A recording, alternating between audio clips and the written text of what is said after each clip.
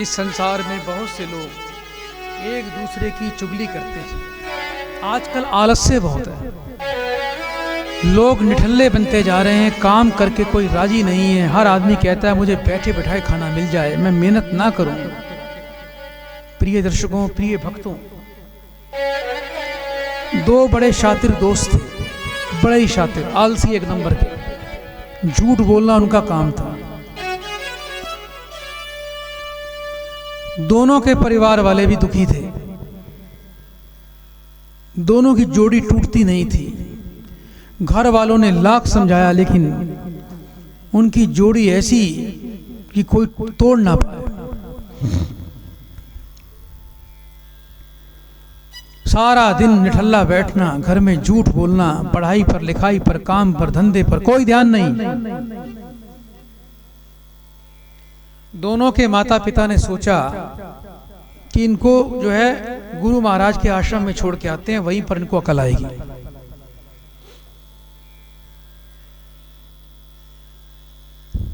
अब दोनों के घर वाले आश्रम में गए, गुरु महाराज को बोला कि महाराज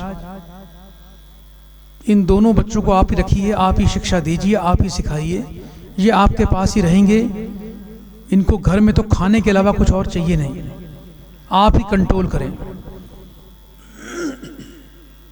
अब दोनों आश्रम में बैठ गए। महाराज ने बिठा दिया कि बेटा सुबह 6 बजे नहा धो के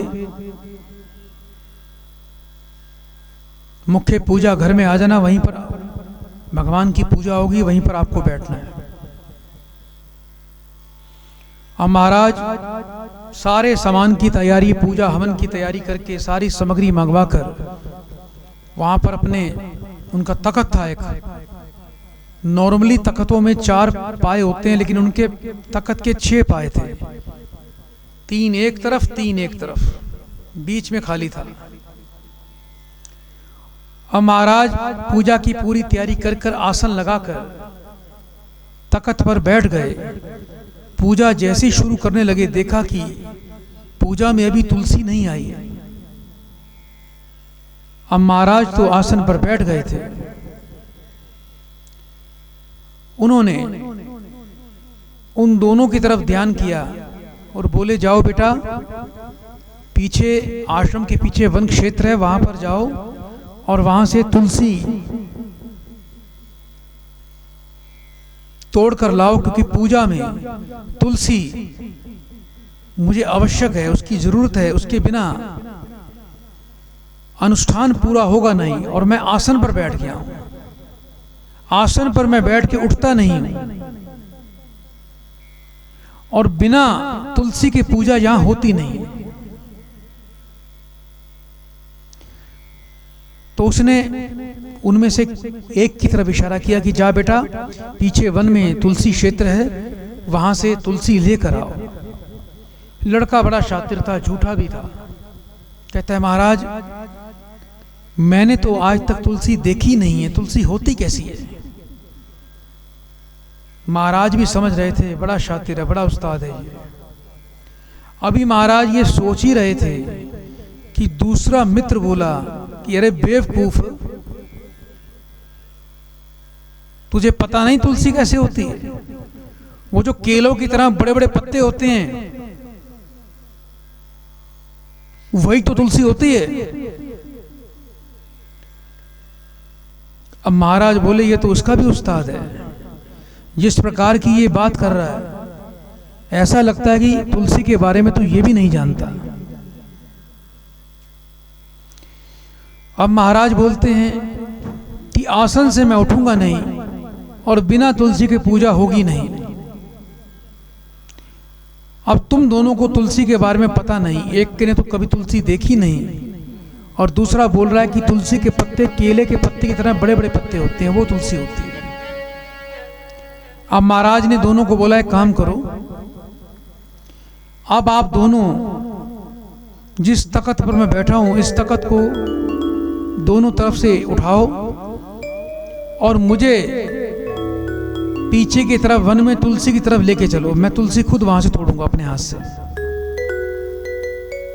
अब दोनों एक दूसरे को देखें और दोनों चारों खाने चित्त मन में ये सोचें कि ये क्या मूर्खता कर दी हमने, इससे अच्छा तुम तुलसी ही ले आते।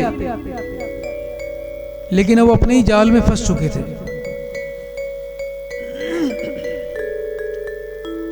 अब महाराज भी काफी भारी भरकम थे। जैसे तैसे उन्होंने महाराज के तख्त को उठाया और धीरे धीरे रोते पीटते महाराज को तुलसी तक ले गए। जैसे ही तख्त उन्होंने नीचे जमीन पर रखा, उस तख्त के दोनों तरफ 3-3 पाए थे। जो बीच का पाया था उनके सीधे पांव पर आया और दोनों ने एक साथ चीख मारी, हाय मर गए, हाय मर गए, हाय मर गए। अब किसी प्रकार से पैर को नीचे से निकाला और महाराज तुलसी तोड़ने लग गए। अब बोला, चलो बेटा, अब मुझे वापस वहीं पर ले चलो। अब उनकी हालत तो हो गई खराब, लेकिन मना कर नहीं सकते थे। खाने पीने का कोई दूसरा मार्ग नहीं था, घर वालों ने निकाल दिया था, करते क्या ना करते। अब उठा के उनको फिर वापस लेके आए, पूजा के स्थान पर महाराज जी को स्थापित किया, पूजा पाठ हो गया। अंत में महाराज बोले, बेटा अब तुलसी तो देख ली होगी आपने। दोनों ने बोला, हाँ महाराज देख ली। तो महाराज बोलते हो, अब कभी जीवन में तुलसी भूलोगे तो नहीं? तो दोनों ने हाथ जोड़ के बोला, महाराज एक जन्म नहीं 7 जन्म भी नहीं भूलेंगे। बोलिए बांके बिहारी लाल की जय।